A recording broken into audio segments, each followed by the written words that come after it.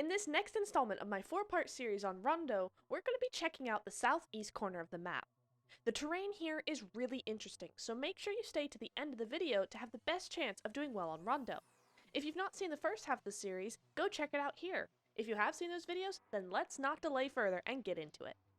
The southeast corner has a massive city with lots of room, lots of mountains, 8 recalls, and the most water of any quarter of the map.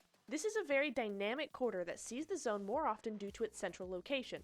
Let's break down the cities first. Danqing is a large town located in one of the most central spots on the map, and it's already shaping up to be a popular hot drop. The city sits on multiple levels, meaning that most roofs are accessible.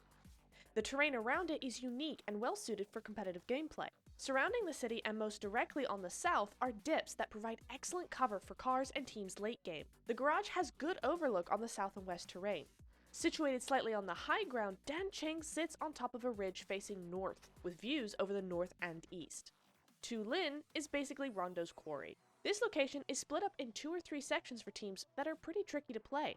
One has a warehouse on some better high ground, another has small buildings and the recall, and the last has terrain for the cover.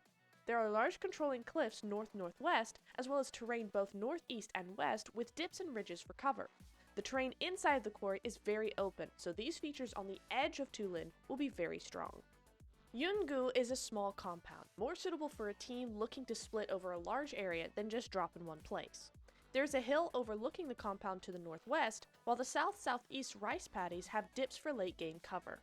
Otherwise, it's quite open, and the compound itself features a tall building with roof access for full control of the surrounding area. With the recall close by, it could be a valuable compound to hold in the mid-stages of the game. Jadina City is an incredibly huge mix of El Pozo and Los Leones. Suitable for 3 or 4 teams, there are also 2 bridges over the river to a separate compound and an island in between that may prove useful in the late game. The city offers lots of loot opportunities and plenty of space, but also lots of sneaky angles. Open terrain and rolling hills surround the city, making an exit pretty easy with effective scouting. Similar to Yulin in style and layout, Tinlong Garden has the more open and structured feel of a palace. Nestled amongst mountains, this city is completely defendable in the early and mid stages of the game, but will be tricky to control completely in the late game due to its large size and overlook on the south. The recall is off to one side on its own pedestal, but is hard to sneak up to.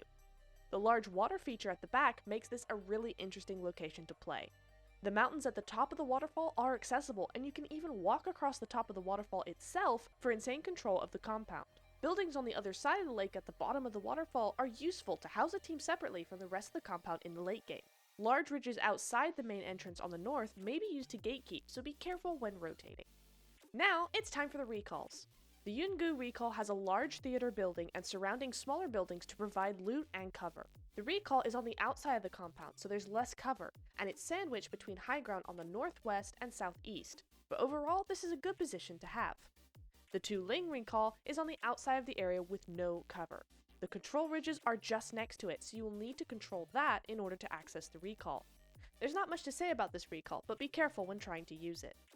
The center map recall is situated on a hill, with dips on the south-southeast, high ground on the south-southwest, and open terrain on the north.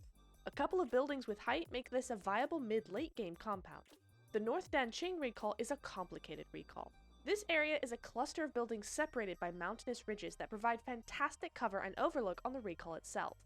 These unique ridges also surround the entire compound on every side. It would be difficult to defend the whole area, so choose the most important part to avoid getting isolated. The Tinlong recall is separate from the rest of the compound, but it's on low ground and has no real cover from the other buildings. It does have its own entrance to attempt a sneak recall, but this would be difficult and is best avoided. The Jadina recall is a tough recall to use, because it's in a very open area, there's no real cover, overlooked by both the city and by the water towers outside the city, leaving you exposed to multiple threats. This recall is best used in the early game. The southern recall is a decent position, small enough to control and has lots of cover. On a slope there's lots of opportunities to get overlooked on, but the far edge position of the recall on the map means there's probably little traffic here, and therefore low risk. The open recall is out in the middle of a rice paddy. This recall has little cover, sheltered only by the ridge directly south of it.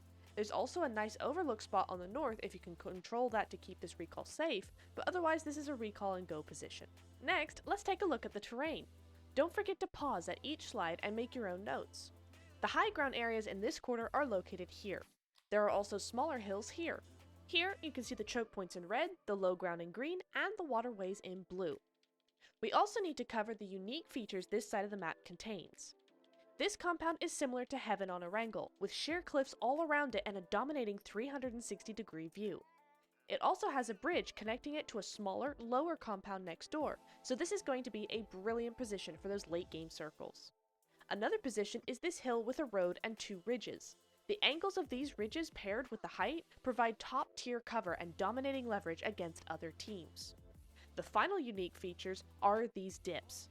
You can find them sprinkled all over this quarter, by the river, in the rice fields, and around Danqing to name a few. You can get very creative with these, so take the time to learn their ins and outs. This section of the map is one of the most complicated but interesting areas to play. There are endless possibilities and risks when playing amongst all the ridges, dips, and high ground the map has to offer, so really let your imagination run wild when making your in-game decisions. We have covered 3/4 of the map, and now only have the northeast side remaining. Let me know which part of this video was helpful to you and where your favorite drop location on Rondo is. Stay tuned for the next video where we do all of this again for the last time, and in the meantime, check out my playlist on Rondo here. Until then, see you next time.